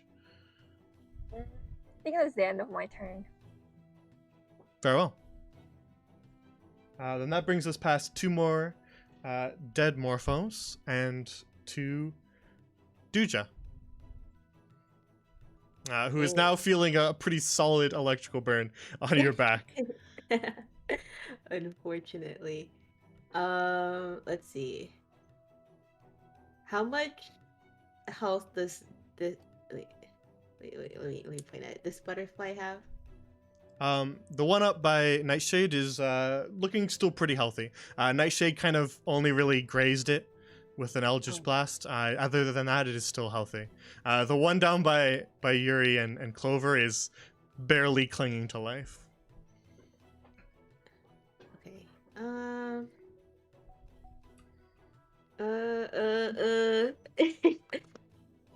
I wonder if it's worth doing the 1 HP one. I think I'll hit this one because it's healthier.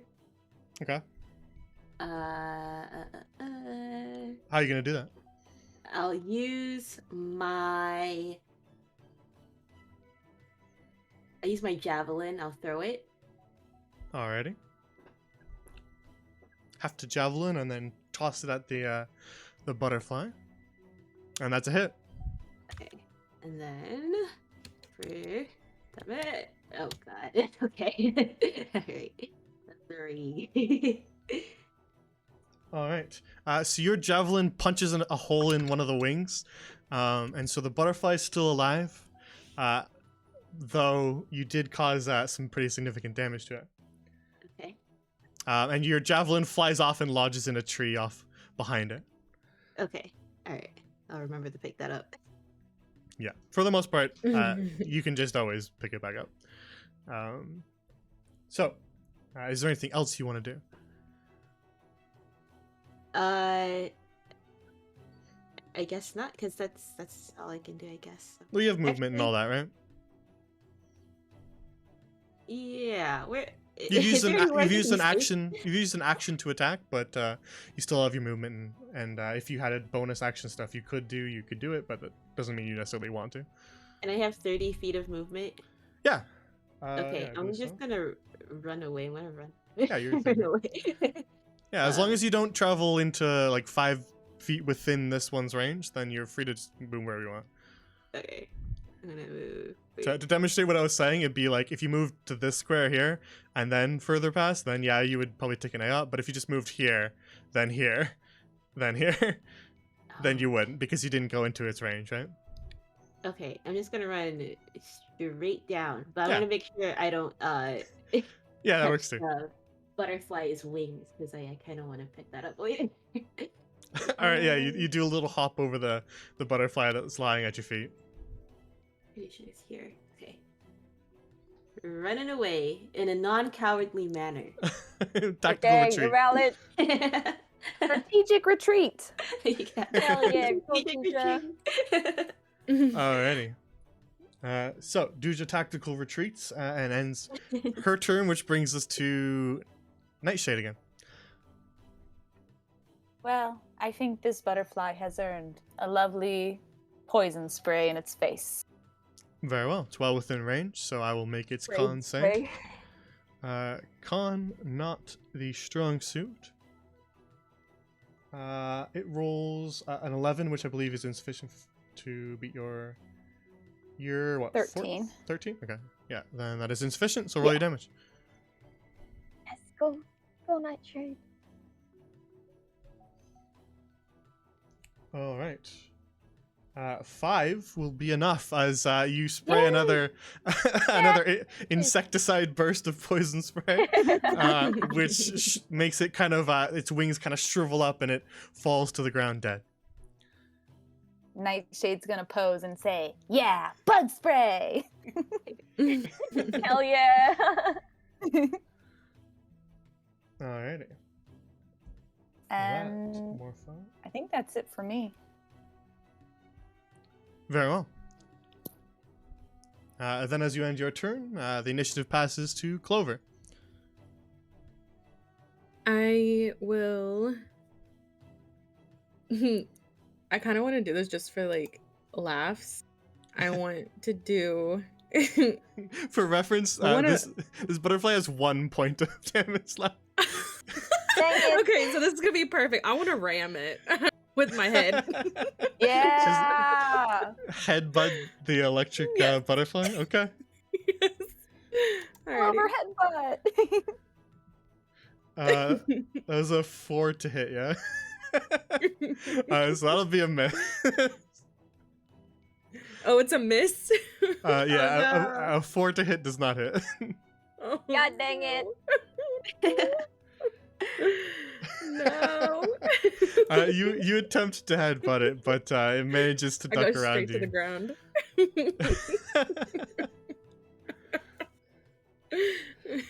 Man. Yeah. I suppose, is there anything else you want to do? No. Just grovel in my self-pity. Alright. No. Then if that is end of your turn, unfortunately that miss will let this one get one more attack off. Dang it. It's gonna go for Yuri this time, since you just kind of sliced it up a little bit. No.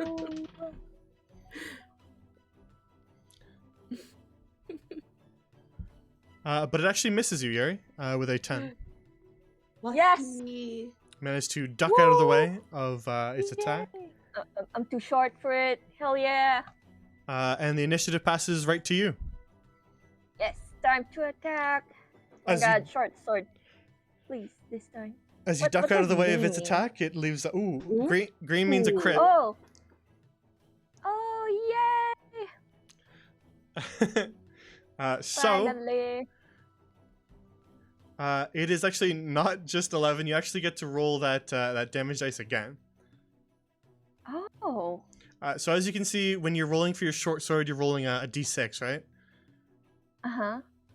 So when you crit, you actually are rolling 2d6. So Oh, that's in cool. in the bottom left hand corner where you can pull up all the dice, roll one more d6 and we'll add that to the damage.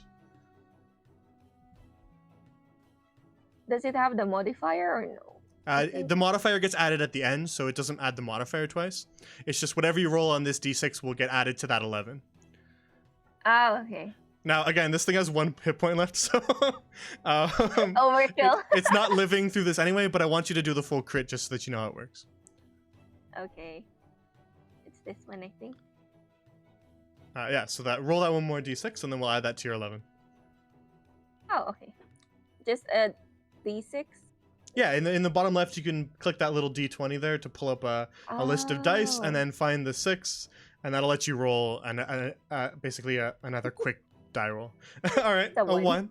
1. So not great, but still counts. So that's a 12 then, and you just kind of obliterate this this butterfly. Oh, mercy! You very cleanly slice it into a million pieces as it just sort of falls to the ground like confetti. Damn.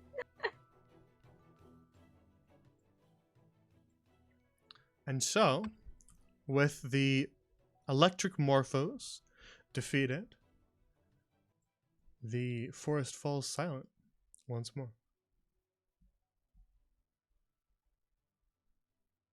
Breathes out in relief. God damn it. I knew those butterflies couldn't be trusted. So pretty.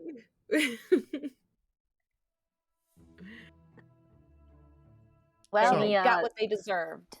Mm-hmm. I don't know if my hair will ever grow back now. In that spot.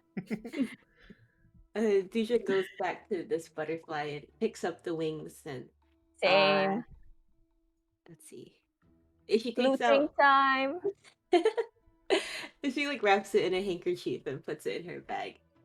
Yeah, yeah, you can pick up a piece of the wing. And then you gather up your other supplies. You grab your javelin out of the tree. And some of you nursing a few injuries, perhaps, but still very much alive, as you are now able to continue once more on your travels. So, actually, as you guys complete that combat encounter, the 4 of you level up. Oh, Yay! So, typically the way that I do it just on the channel is I'll usually level up at maybe the end of the session, unless it just happens to fall right in the center. But with the milestone system, we kind of have certain points in which you level up, rather than XP. So, with this level, I thought we'd actually just do it right now, since we still have a little bit of time left in the session. Just so that if you guys have any questions about leveling up, since for some of you, you're not as used to this, I figured we might as well do it right now while I'm here. Typically, I'll just say level up, and then I'll let the players handle it in their own time after the session. And you can still feel free to change anything you want between now and the start of next session. Feel free. Like if you have some other thing that you want to decide on, that's all good. But for the most part, this is a pretty straightforward. 1 to 2 is a pretty straightforward level. So I thought we'd just do it right here on stream. Okay. So for starters, the easiest way to level up on D&D Beyond is to just hit the manage button next to your name on your character sheet. Okay. And then it'll pop up a window on the right in which you can pick manage character and levels, Okay. which will take you back into your editor menu. And then from there, it'll show you what class you are. Oh. And then there's on the right, there's a little drop-down menu which will let you bring yourself from 1 to 2. Oh. And then Oh, upon I doing got one skill. so upon doing so, it'll actually add what you gained right to the bottom of that list. So for example, Duja can see hit points, proficiencies, rage, unarmored defense, and then anything it adds goes right below that. And then you can expand those and read about what you just gained. I got the bonus action. Yeah, so Disengage me. that's why I was gonna cover all these, because you guys, each of you guys gain something kind of small. So we'll discuss them. Let me just pull up yours quickly, Yuri, so that I'm all have you all on your character screens. Just give me 1 second. Let them all load so that there we go. So to start with Yuri, since you asked, at second level you gain the cunning action ability as a rogue. And basically what that lets you do is it speeds you up a little bit. Now you can use your bonus action, which you were kind of using to make those second dagger attacks. If you want, you can use that instead to take some stuff that you usually used as an action. So you can dash, disengage, and hide as bonus actions now. Dashing, of course, is what you use to double your movement speed, right? So before, where you had to use your entire action and not be able to attack on your turn to do that, now you can dash and attack on the same turn. Which makes you very fast, Yuri. So if you want to sprint towards something all the way on the far side of the arena that is like 50 feet away for you, you could run all the way up to it and still stab it with your short sword. Oh, so I can use like twice my walking speed now? If you consume your bonus action to do so. So keep in mind that basically eats up that second dagger hit, right? Oh, okay. Oh, I see it now. Okay. So now you have some options. If you're far away from something, maybe it's worth it to get all the way up to it so that you can make one attack, rather than hiding back and not being able to do anything, right? You can now use your bonus action to dash, which means you can use an action and dash on the same turn, which nobody else can do. In addition to that, you can disengage as a bonus action, which usually takes an action. So if you recall how some people were taking attacks of opportunity if they ran away, right? During your turn, you can technically disengage. If you're right up next to an enemy and you want to run away, you can disengage from them, which consumes your action to do so, but it lets you get away without taking an attack of opportunity. Okay. So typically when that's good is if you know you need to run away and you're not interested in attacking it, you can just disengage. But you, Yuri, can bonus action disengage. So for example, you could run up to something, attack it once with your action, then disengage and run away in the same turn without taking an attack of opportunity. Oh, okay, that's... So again, what cunning action is doing is making you really fast and really evasive. Finally. You're now getting better at hit and runs, basically. It's gonna be my specialty. Which is the melee rogue's kind of playstyle. Now again, you also have the option of pulling out your short bow and firing from afar, right? Which still lets you use sneak attacks and all that. But now you have a lot more options up close. You won't be so afraid of getting hurt because you can still run away, right? Yes. So that's something that you can consider. And then hiding doesn't get used a ton, but you can technically try to hide from something in the middle of combat within reason. Obviously, someone might know where you were if you tried to hide behind a tree and there was only one tree around. They'd kind of be like, well, I know he's behind that tree. Right? So it's within reason, but you can kind of hide. Your halfling thing actually lets you also hide behind people. Yes. So that's something you can do as well. I find it doesn't get nearly as much use as the bonus action dash and disengage do, but it is still there. So keep that in mind. So that's what you gain. It's actually a pretty useful tool that you'll probably find yourself using a lot. Okay. Thank you. Do you know that cheat sheet that I gave you? Yes. That I website? still have it open. Within that cheat sheet, you'll find disengage and dash. So if you want to read up about what they do and you forget, then that's where you can go find them. Okay? Okay. Perfect. All right. Who wants to go next? Are you able to, like, on this level up, can we like change our spells or no, not yet? So D&D recently has added something that oh, you mean just sorry. You can technically change some of your existing spells when you level up. Usually it's at the ones where you gain an ASI, so an ability score increase. Oh, gotcha. So it wouldn't be these levels. I'm pretty lenient about it for the most part. If you have a spell that you absolutely feel like you never use and you really want to switch it out, I'm pretty easygoing about that. Okay. And that is mostly for cantrips is the ASI one anyway, because cantrips are kind of more ingrained in your character. But as for the spells that you're going to add in addition when you level up, once you go back to your character sheet, then you just go back to your spell list and it'll have that updated amount of spells you can know, right? Gotcha. And so you go back into that list and you pick a couple more and it'll tell you how many you're able to learn. And from there you can just pick them. Perfect. So for spellcasters, it's the same. Just you do it after. This is where you come to level up and see what you get from class features. And then from there, you can go back to your character sheet to do spells. Gotcha. For particular, while we're on you, Clover. At second level, you get to pick your subclass, basically your circle, right? Most do it at 3. Druids do it a little bit early at 2. I did the Circle of Dreams. Yeah, so you would express that you want Circle of Dreams, and so that gives you Balm of the Summer Court, right? And of course, Balm of the Summer Court is a little bit of a boost to your healing. Perfect. So think of it sort of like an extra resource that adds to, rather than you always having to bonus action healing word people, you can use these instead, right? Oh, perfect. So it's giving you an extra pool that are D6s, right? And then you get to consume those to roll those, and it can be from a distance like Healing Word is, right? So this is bonus action, much like Healing Word, except you're using a different thing other than your spell slots. Oh, good. So that's the benefit of Balm of the Summer Court, is that it's not eating up your spell slots to heal people anymore. Yeah, it's just second nature type thing.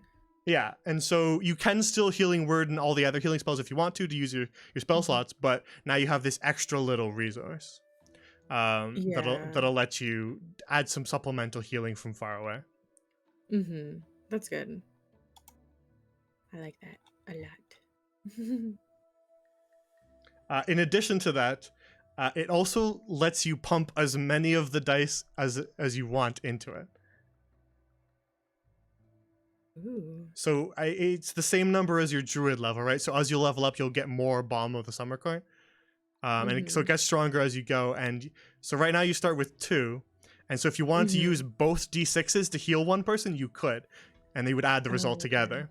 So it lets you kind of choose your healing and kind of modify it depending on how hurt they are. If they're only kind of hurt and you just need to give them a little top up, you could just use 1 D6. But if they're really hurt and you're a couple levels down, you could be using 4 D6, right?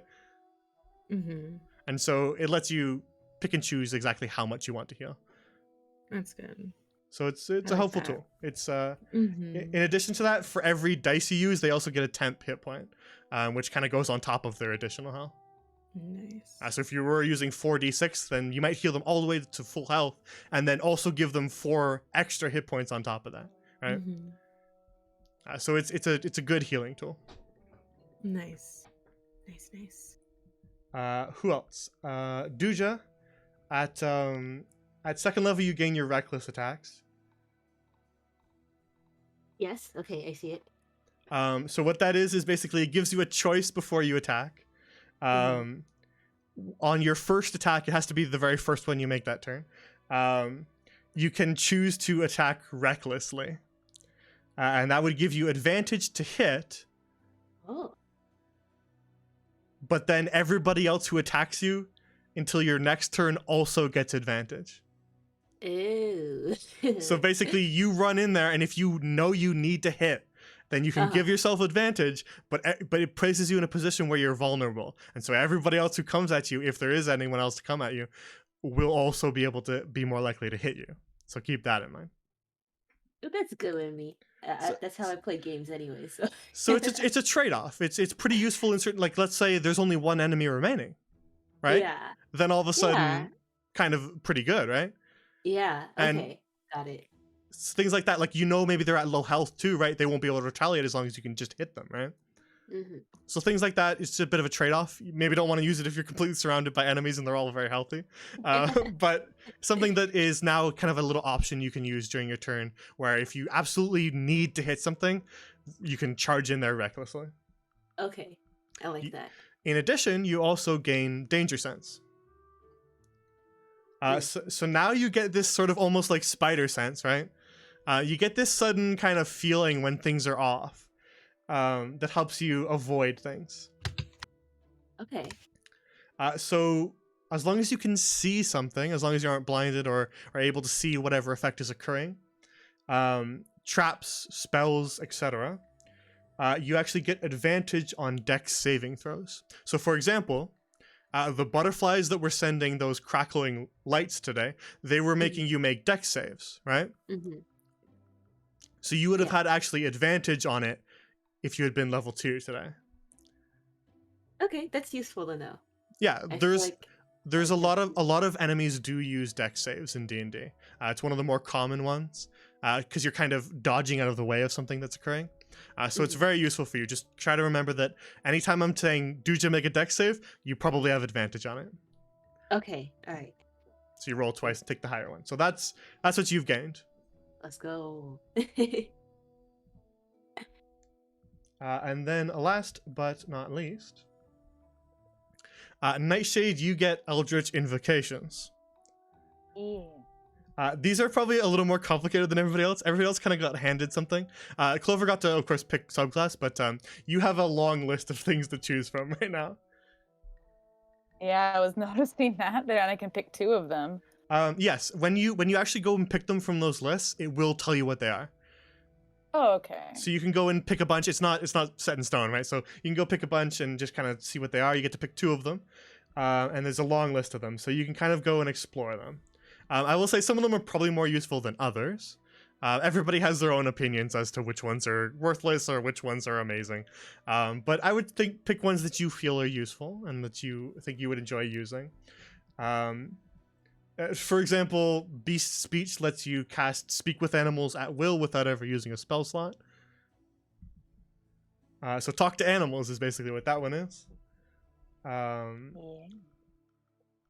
And things like that. So they all add like weird little special abilities that you can do as a warlock that kind of imply that there's maybe something strange about you.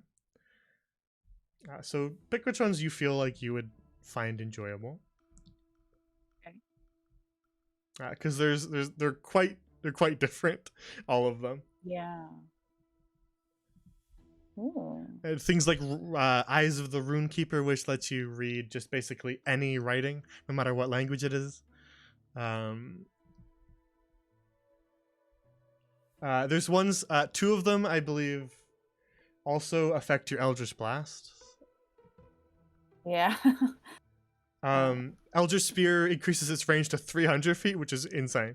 That's a ton of Oh range. my gosh. But I will say the common agreement is that 120 feet is probably already way too much.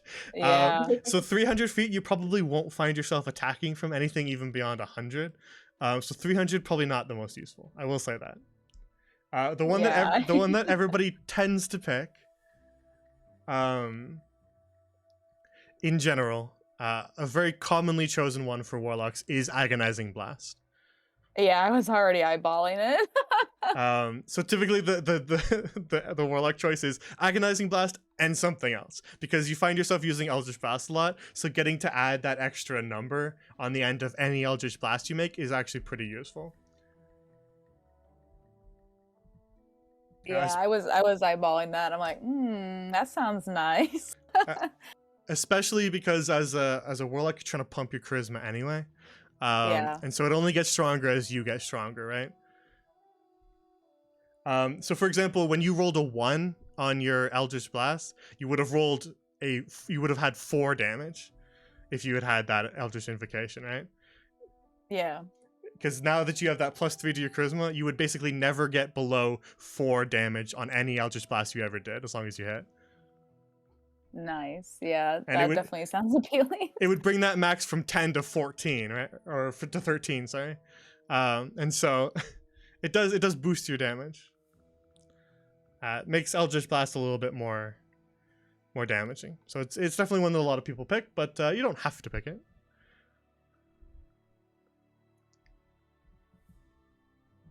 But if you want, you can take all the time in between now and next week to kind of read them all if you want. Like, don't feel like you need to pick right now.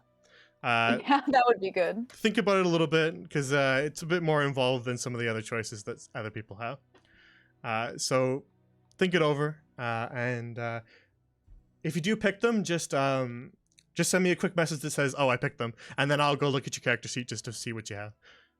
Just because Cool. I like to reread your character sheets and make sure that I know what you guys are capable of, just so I can help you out with any abilities that you're kind of slightly confused of or whatever.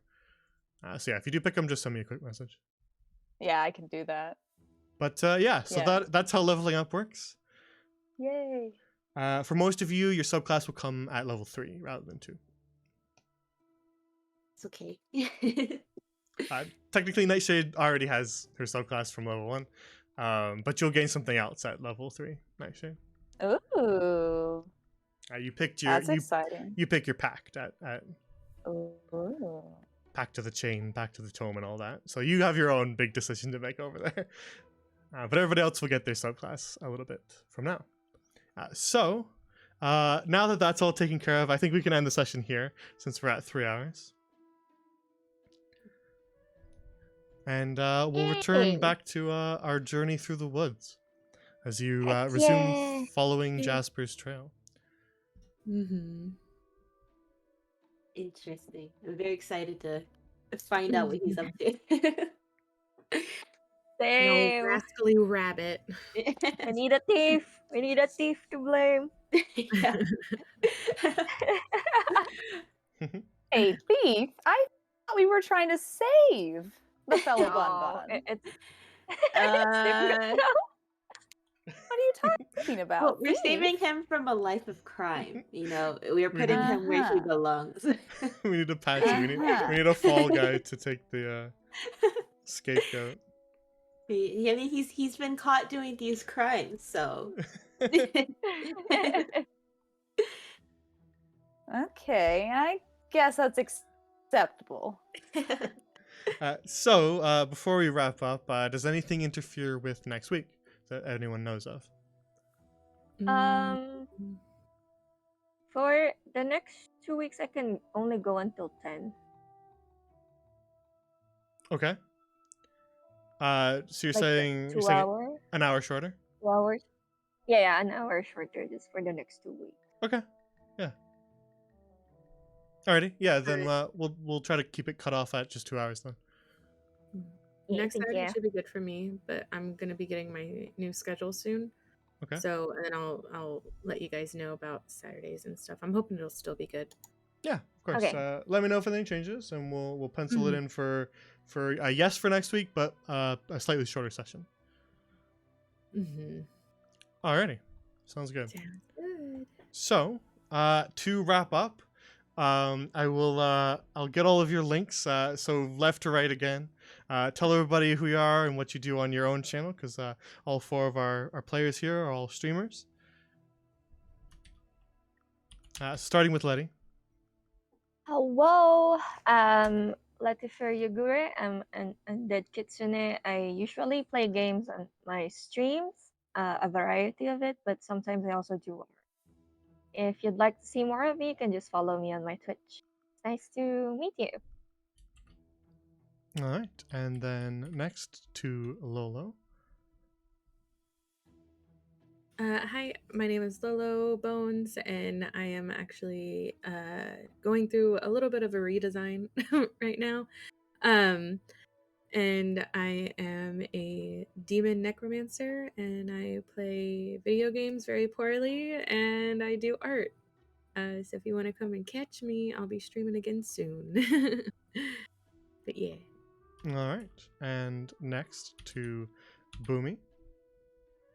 Hello guys, it's me, Boomy. I am a variety streamer and 4v Lives local dumbass. I just play whatever games. I'm actually off all of next week.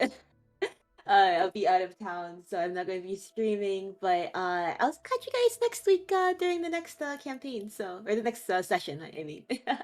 Mm-hmm. All right, and then on the far right, Kat. Hello, hello. I am Cat Planet Shine, an interdimensional space traveler. I like to play lots of different games and explore their worlds and their stories. Play a lot of RPGs, so if you're interested, feel free to come check out my Twitch. Alrighty, so you can find all their links in the chat as I post them. Make sure you go and follow them, both on Twitch and on Twitter. And go and watch their streams because they're all very entertaining. Other than that, to finish wrapping up, if you want to be kept up to date on schedule stuff, you can follow my Twitter there. That's where I make sure that I clarify if we're changing any dates or times. So you can find that there. If you want to join our Discord, it's not just for players, so feel free. We have all sorts of stuff there, from meme channels to art to discussion channels for all the campaigns. So if you want to come and theory craft as to what you think is going on, or discuss the campaign itself, feel free.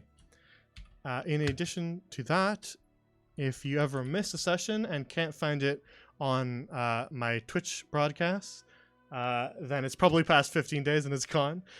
So find it on YouTube there at that link, just Grand Lorien on YouTube, because I move all the VODs over there so that people can get caught up. So if you missed session 1, head on back and check that out.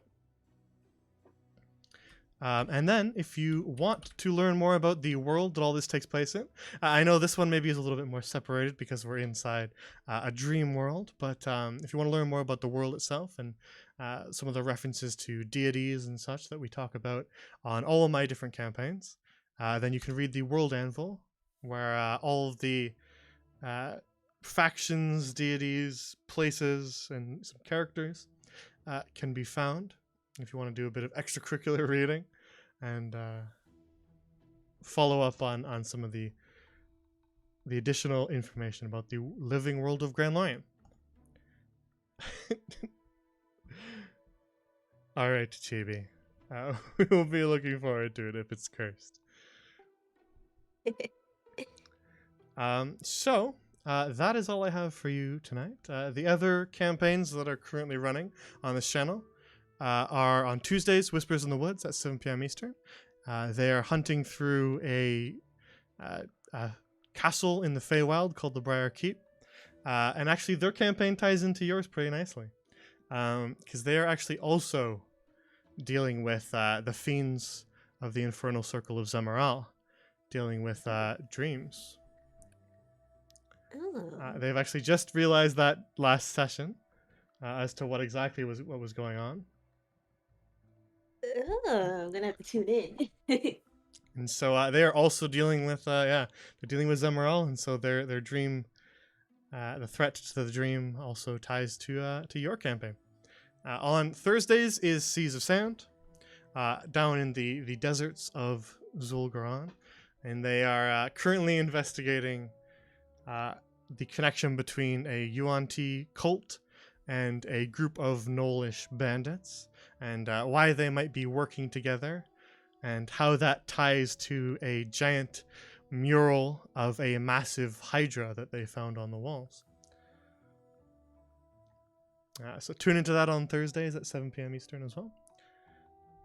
And then, of course, Dreamwalker, which is 8 p.m. Eastern on Saturdays. Other than that, that's all I have. Thank you all for watching. Let me see if I can see if there's somebody streaming who we can send you guys to.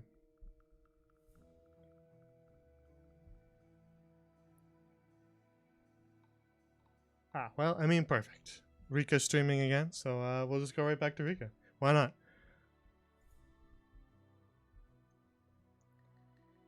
Nice, playing Monster Hunter, one of my personal favorites.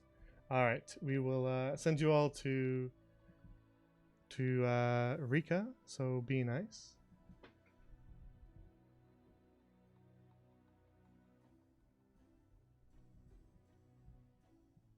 About to. And that is where I will... Hey, thank you for watching. Thank you for the stream.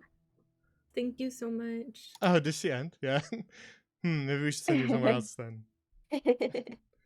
Is she ending at 11? Okay. I feel bad then. Alrighty. Let's see. Thanks everybody for watching. Thank you guys for joining me. If you need to run, you can run. Oh yeah, Rika did just actually end. I refreshed. I was like, why can't I find it? Oh, Impeccable timing. Alright. Do you guys have anybody who we should raid? I have a few friends online. Yeah? Same. We'll try to find somebody who any is recommendations? someone who's kind of maybe lesser known. Someone who doesn't have too many viewers. We'll send them all there. Just message me their username and I'll go raid them.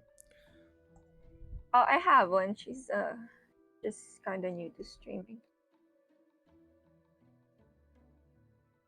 Alrighty. Where do I send it? Where do I send the name? Just message it to me on Discord.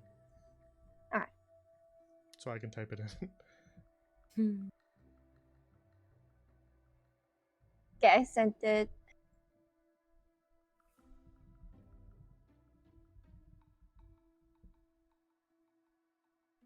Golf with friends, huh? Yeah, she. Alrighty. I think she just Then deleted like last week or 2 weeks ago.